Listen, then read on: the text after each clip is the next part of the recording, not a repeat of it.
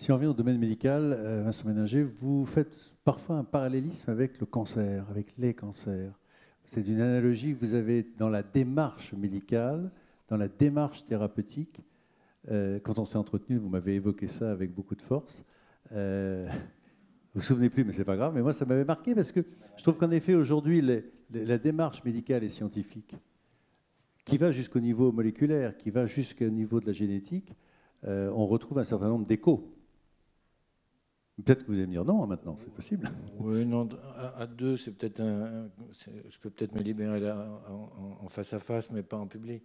Non, c'est pas aussi simple Je que pense ça. que sur la démarche, c'est quand même intéressant. Sur la démarche, oui, mais initialement, d'abord parce qu'il y a, là, encore une fois, le contexte il y a 40 ans n'était pas le contexte maintenant.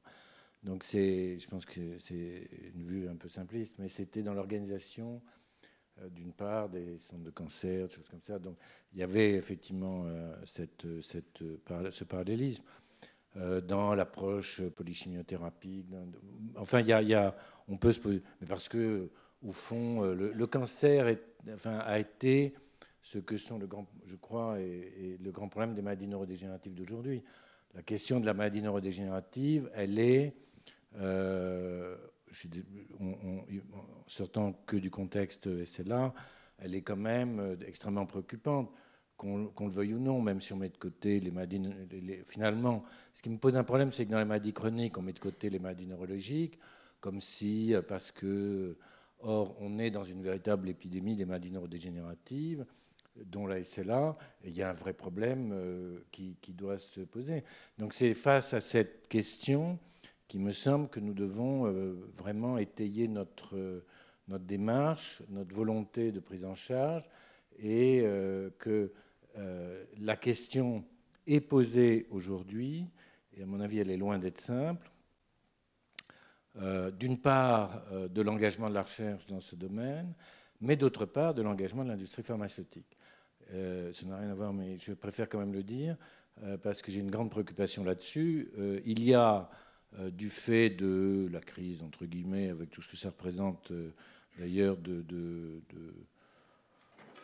manière de dire des choses bizarrement, mais en tout cas, il y a progressivement une espèce de désinvestissement de l'industrie pharmaceutique vis-à-vis de la question de la maladie de la neurodégénérescence, parce que un certain nombre maintenant de grandes compagnies pharmaceutiques se posent la question de savoir s'il faut investir autant dans aussi peu de résultats. Donc c'est pour ça que, encore une fois, il y a peut-être des parallélismes à faire. C'est vrai que ce n'est pas parce qu'on n'a pas réussi tout de suite à traiter des cancers qu'on ne sait pas le faire maintenant. Donc il faut se soutenir le moral ou donner des exemples forts, parce que sinon j'ai peur d'un certain désinvestissement. Encore une fois, c'est une recherche extrêmement chère, c'est une recherche pour le moment qui est quand même pas très valorisante. Donc il y a encore une fois, un certain nombre de grandes compagnies pharmaceutiques se posent des questions fortes sur on continue pas. Donc je crois qu'il y a une place à la fois, Emmanuel parlait de politique, je pense qu'il y a une place politique aussi vis-à-vis de. C'est pas que de la recherche fondamentale maintenant. Il y a la recherche fondamentale, mais il va y avoir, et assez rapidement, encore une fois, la recherche pharmaceutique, parce qu'on voit bien ce qui se passe, avec les conséquences que ça a. C'est en général des petites boîtes, des start-up qui développent des produits et qui imposent de sorte que, comme elles n'ont pas beaucoup d'argent, en fait, elles imposent des essais thérapeutiques dont on ne voulait pas forcément, et ça devient un réel problème. Je suis désolé, je n'ai absolument pas répondu à votre question, mais quand même, je voulais Non, quand non, même mais comme vous vouliez le pas répondre, caser ça un tombe moment. bien. Encore une fois, il y a un engagement politique aussi à prendre, qui n'est pas simplement au niveau de la SLA, qui est, c'est vrai, il n'y a peut-être pas beaucoup d'argent, mais en tout cas, les PHRC doivent répondre à cette question des essais thérapeutiques en partie, parce que c'est extrêmement cher. Et encore une fois, il va falloir aussi, d'une manière ou d'une autre, éviter ce phénomène de désinvestissement qu'on voit apparaître. Autrement dit, la place des grandes industries pharmaceutiques, c'est de dire, écoutez, vous essayez votre truc, vous débrouillez, si ça marche, on achète.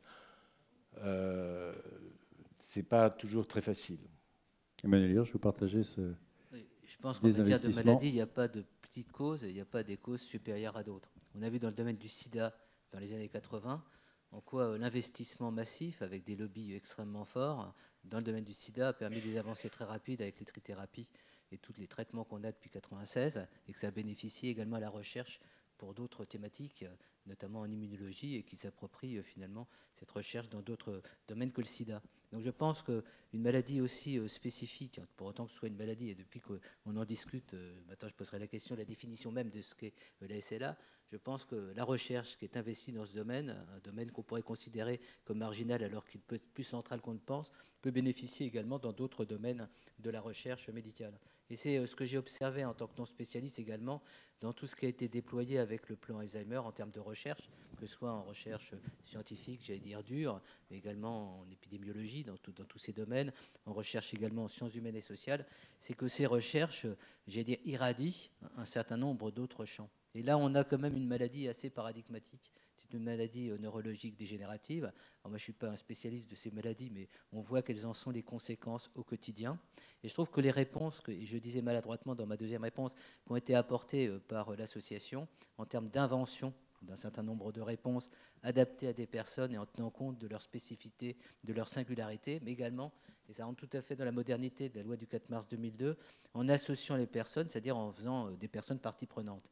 Ce qui me paraît tout à fait significatif, c'est que cette association ARSLA a été construite par les personnes qui vivent la maladie. Et elle a été construite par rapport à leur finalité. Alors on voit aujourd'hui qu'on a de nouvelles formes d'enjeux à prendre en compte.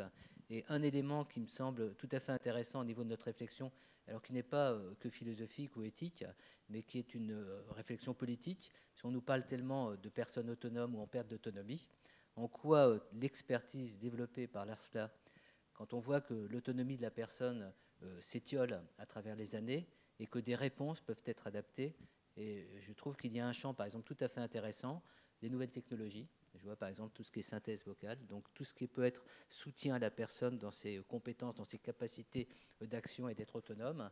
Mais si on veut que ces évolutions aient une vraie signification pour les personnes et leurs proches, il faut que la cité se bouge. Vous voyez, ce qui me gêne aujourd'hui, c'est une certaine forme d'indifférence générale. Voilà.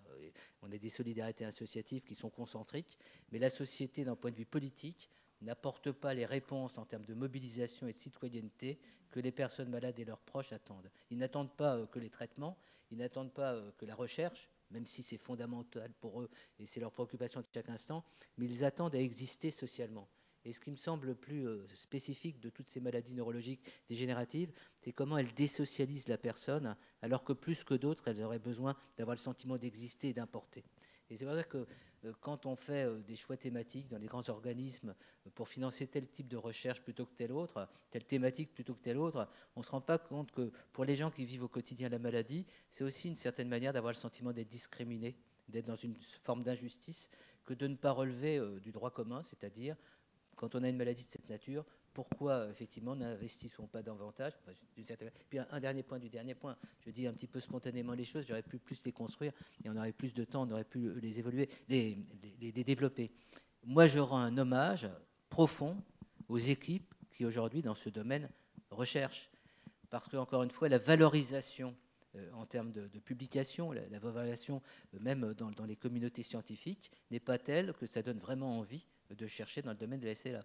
Donc tous ces professionnels, qui soient soignants de base, de terrain, qui soient des chercheurs de pointe, qui sont militants depuis des années, je les sens comme un soutien très très profond à ce que représente notre association. C'est un lieu de résistance face à une certaine forme d'injustice et d'indifférence.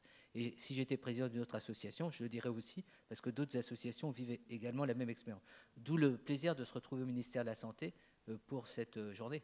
C'est-à-dire avoir le sentiment que l'association existe aussi reconnue dans ce qu'elle est politiquement, me semble un symbole extrêmement fort pour chacun d'entre nous.